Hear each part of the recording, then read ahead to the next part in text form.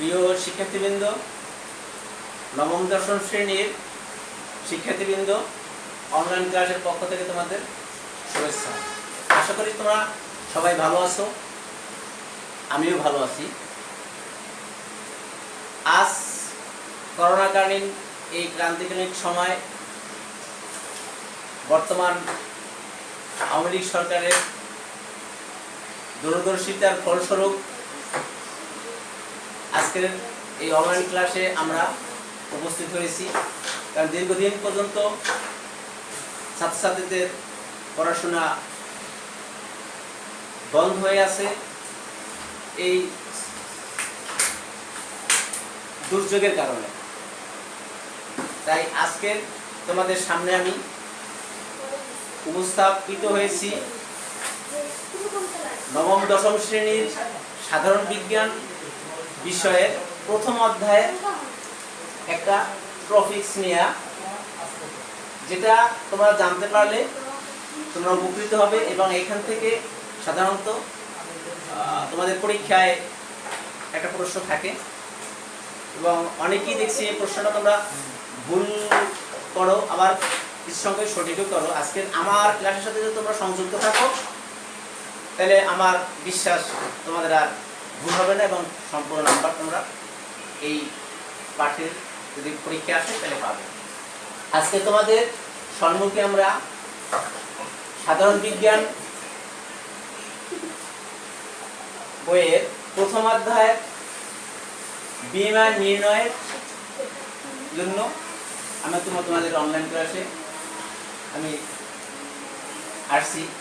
এখন বিএমআই নির্ণয়, বিএমআই বা এটাকে ভরসূচিও বলা হয়। বিএমআই যদি আমরা পূর্ণরূপে আসি তাহলে আসে বডি মাস ইন্ডেক্স।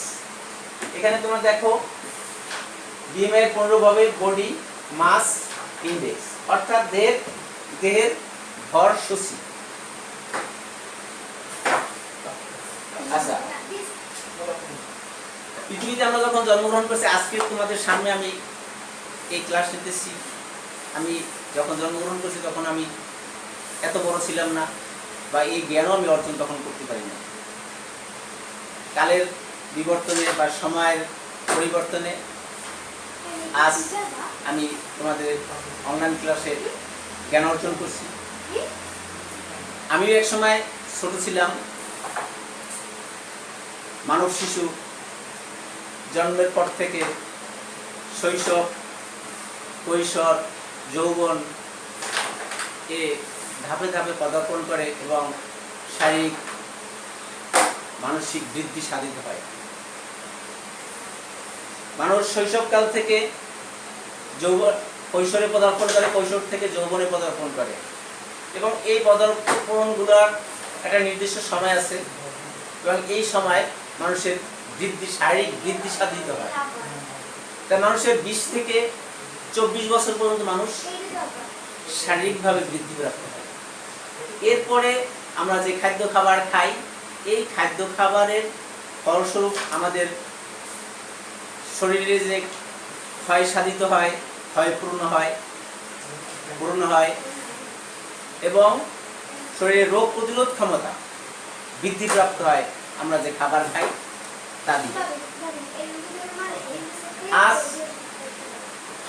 এই বিএমআই নির্ণয়ের কাকে বলে, এর সংজ্ঞা আমরা দিতে পারি যে দেহের উচ্চতার সাথে ওজনের সামঞ্জস্য রক্ষা করার সূচককে এই বিএমআই বলে। দেহের উচ্চতার সাথে ওজনের সামঞ্জস্য রক্ষা করার সূচককে বিএমআই বলা হয়। দেহের উচ্চতার সাথে, যেমন আমি আগেই বলছি যে 20 থেকে 24 বছর পর্যন্ত শারীরিক বৃদ্ধি ঘটে এবং এই 24 বছর পর আর শারীরিক বৃদ্ধি ঘটে না। তখন আমরা যে খাবারটা খাই ওর থেকে দেহের ক্ষয়পূরণ, দেহের রোগ প্রতিরোধ ক্ষমতা বৃদ্ধি পায়, যার জন্য আমরা ওই সময় আর আমার শারীরিক বৃদ্ধি সংঘটিত হয় না হওয়ার জন্য এখানে এই দেহের উচ্চতার সাথে দেহের যে উচ্চতা এর সাথে শরীরের যে ওজন এর একটা সামঞ্জস্য থাকা দরকার। এই উচ্চতার সাথে শরীরের ওজনের সাথে যদি সামঞ্জস্য না থাকে তাহলে শরীরে অসুস্থ বা রোগাক্রান্ত বা যে কোনো একটা সমস্যা আছে এটা মনে করতে হবে। এই উচ্চতার সাথে ওজনের যে সামঞ্জস্য রক্ষা করার জন্যই আমরা এই BMI বা ভরসূচি নির্ণয় করে থাকি। তাহলে আমরা এখানে এদিকে কি সংজ্ঞা দিতে পারি যে দেহের উচ্চতার সাথে ওজনের সামঞ্জস্য রক্ষা করার সূচককে BMI বলে। আবার লক্ষ্য করো, দেহের উচ্চতার সাথে আমার কতটা হাইট, আমি কতটা উঁচু, কতটা লম্বা, এর সাথে সামঞ্জস্য থাকতে হবে ওজনের। হাইট অনুসারে ওজন থাকতে হবে। এই নির্ণয় করা যে সূচক, দেহের উচ্চতার সাথে ওজনের সামঞ্জস্য রক্ষা করার যে সূচক, এটাই সাধারণত BMI বা এই দেহের ভরসূচি বলা হয়। এই ভরসূচি নির্ণয় করার জন্য একটা সূত্র, যেমন তোমরা অঙ্ক করো, জ্যামিতি করো,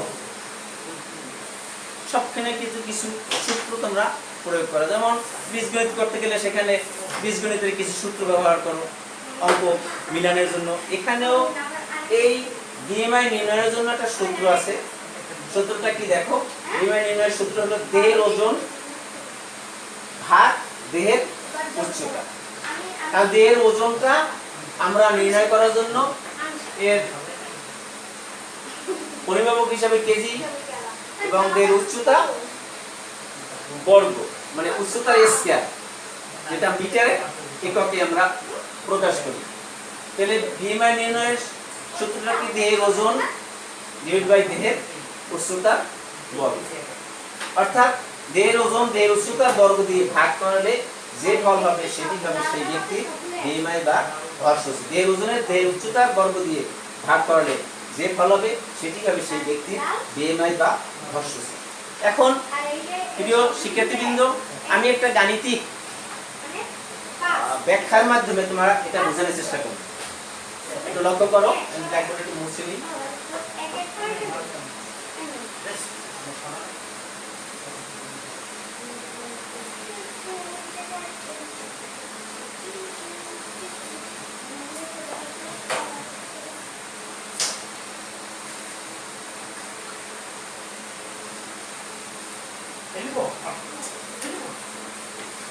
গাণিতিক ব্যাখ্যা। রহিমের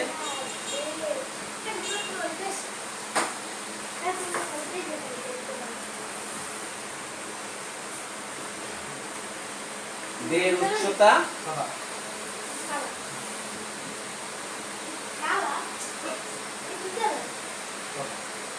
রহিমের দেহের ওজন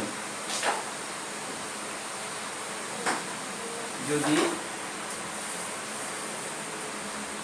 80 কেজি হয়, 80 কেজি হয়, রহিমের দেহের ওজন যদি 80 কেজি হয়,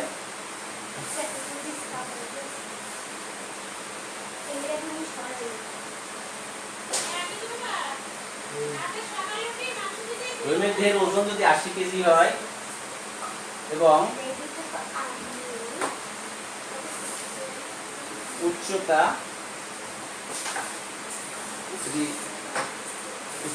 1.8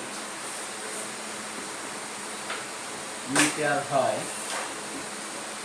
তবে রহিমের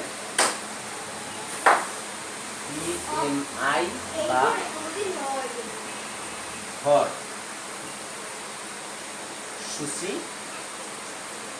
নির্ণয়।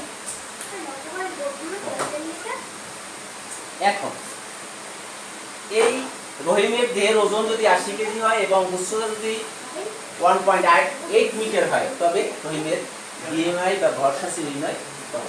এখন তোমার সূত্রে আছে কি দেখো, এখানে সূত্রে আছে দেহের ওজন ডিভাইডেড বাই দেহের উচ্চতা। এখানে রহিমের দেহের ওজন আছে 80 কেজি। সূত্রটা তোমরা এখানে রাইটে দিয়ে নিয়ে সূত্র অনুসারে আমি সূত্র আছে কি বিমানের সূত্র আছে দেহের ওজন ডিভাইডেড বাই দেহের উচ্চতা। এখন এইখানে যদি আমি এই রহিমের দেহের ওজন আছে 80 কেজি, 80 কেজি, আর কি আছে উচ্চতা আছে, এই যে উচ্চতা স্কয়ার, উচ্চতা আছে 1.8 মিটার। যেহেতু উচ্চতা স্কয়ার, উচ্চতা এই মিটার এটা হয়, তাহলে আমরা এখান থেকে কি বের করতে পারি দেখো, 80